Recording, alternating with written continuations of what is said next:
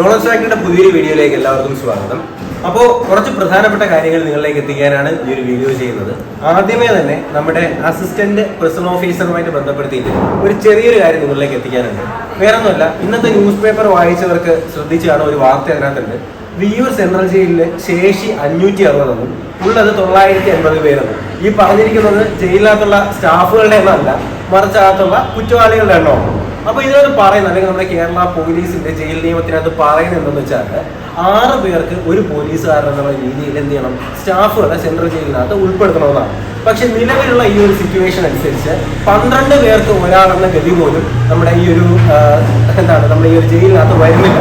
അതുകൊണ്ട് തന്നെ കഴിഞ്ഞ ആഴ്ച ഒരു പ്രധാനപ്പെട്ട അപ്ഡേറ്റ് നമ്മുടെ കേരള PSCയുടെ ഭാഗത്തു നിന്നും നമ്മുടെ പ്രിസൺ ഓഫീസിന്റെ ഭാഗത്തു നിന്നും ഉണ്ടായിരുന്നു. അതിനെക്കുറിച്ച് നിങ്ങളിത് പറഞ്ഞതുമാണ്. അത് മറ്റൊന്നും അല്ലായിരുന്നു, എന്താണ് നമ്മുടെ സെൻട്രൽ പ്രിസണിലേക്ക് ഒരുപാട് ആൾക്കാർ എന്ത് ചെയ്യുക, കൂടുതൽ ഇൻക്ലൂഡ് ചെയ്യുക എന്ന് പറഞ്ഞിട്ട് ഒരു അപ്ഡേറ്റ് കൂടി അതിനകത്ത് പറഞ്ഞിട്ടുണ്ടായിരുന്നു. അപ്പോൾ ഈ വാർത്തയുടെ PDF ഞാൻ നമ്മുടെ ടെലഗ്രാം ചാനലിൽ കൊടുത്തേക്കാം, ലിങ്ക് ഡിസ്ക്രിപ്ഷനിലുണ്ട്. അപ്പോൾ ഇതിനകത്ത് പറയുന്ന കാര്യം എന്ന് പറഞ്ഞാൽ ജീവനക്കാർ 45% വരെ കുറവാണ് നമ്മുടെ സെൻട്രൽ പ്രിസണിലെന്നാണ്. ഇത് നമ്മുടെ വിയ്യൂർ സെൻട്രൽ ജയിലിന്റെ കാര്യം മാത്രമാണ് പറയുന്നത്. പിന്നെ ഇതിനകത്ത് പറഞ്ഞിട്ടുള്ളത് ജീവനക്കാരുടെ കുറവും ലഭ്യമായ ജീവനക്കാർക്ക് ആവശ്യമായ പരിശീലനം കിട്ടാത്തതും തടവുകാരെ കൈകാര്യം ചെയ്യുന്നതിൽ പരാജയമാകുന്നുണ്ടെന്ന് പറയുന്നുണ്ട്. അതുപോലെ തന്നെ ഞാൻ നേരത്തെ പറഞ്ഞ സെയിം കാര്യം, നമ്മുടെ ജയിൽ നിയമപ്രകാരം 6 തടവുകാർക്ക് ഒരു ഉദ്യോഗസ്ഥൻ എന്ന നിലയിൽ വേണം കാര്യങ്ങൾ ഉണ്ടാവാനായിട്ട്. പക്ഷെ നിലവിലെ 12 പേർക്ക് ഒരാളെന്ന് പറയുന്ന ഈ ഒരു സിറ്റുവേഷൻ പോലും കൊണ്ടുപോകാനായിട്ട് നമ്മുടെ കേരള പ്രിസൺസിന് കഴിയുന്നില്ല. അതുകൊണ്ട് തന്നെ നമ്മുടെ ജയിൽ വകുപ്പിലേക്ക് അപ്പോയിൻമെന്റുകൾ കൂടുതൽ നടക്കാനുള്ള സാധ്യത വളരെ കൂടുതലാണ്. അതുപോലെ തന്നെ നിങ്ങൾ നമ്മുടെ തമിഴ്നാട്ടിൽ കണ്ടിട്ടുണ്ടാവും, കട്ട് ഓഫ് 6 മാർക്ക് എന്ന് പറഞ്ഞിട്ടല്ലേ. ഈ പറഞ്ഞ കാര്യം എന്ന് പറയുന്നത് നമ്മുടെ സീനിയർ സിവിൽ പോലീസ് ഓഫീസറിന്റെ സ്പെഷ്യൽ റിക്രൂട്ട്മെന്റ് പത്തനംതിട്ട ജില്ലയുടെ കട്ട് ഓഫിന്റെ കാര്യമാണ് പറഞ്ഞത്. 6 മാർക്ക് മാത്രമാണ് നമ്മുടെ senior civil police officer Pathanamthitta ജില്ലയ്ക്ക് വന്നിട്ടുള്ളത്. അതുപോലെ തന്നെ ഇന്ന് വന്നിട്ടുള്ള ബാക്കി റിസൾട്ടുകൾ ഏതൊക്കെയാണെന്ന് കൂടി നമുക്ക് നോക്കാം. ആദ്യത്തേതെന്ന് പറയുന്നത് നമ്മുടെ ഹവിൽദാർ, ഇതും നമ്മുടെ പോലീസിന്റെ ആണ്.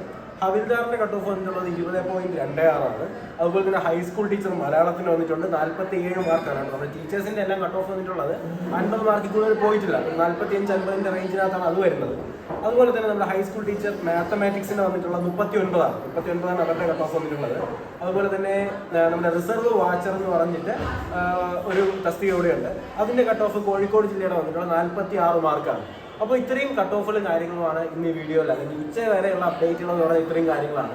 അപ്പോൾ ഈ ജയിൽ അല്ലെങ്കിൽ അസിസ്റ്റന്റ് പ്രിസൺ ഓഫീസർ എന്ന് പറയുന്ന തസ്തികയിലേക്ക് എന്തായാലും അപ്പോയിൻമെന്റ് കൂടുതൽ ഉണ്ടാവുക തന്നെ ചെയ്യും. നമ്മുടെ CPOയോട് കൂടി അപേക്ഷിച്ച് അല്ലെങ്കിൽ CPOയ്ക്ക് തുല്യമായ രീതിയിൽ തന്നെ നമ്മുടെ നിയമനങ്ങൾ ഉണ്ടാകാനുള്ള സാധ്യത കൂടുതലാണ്.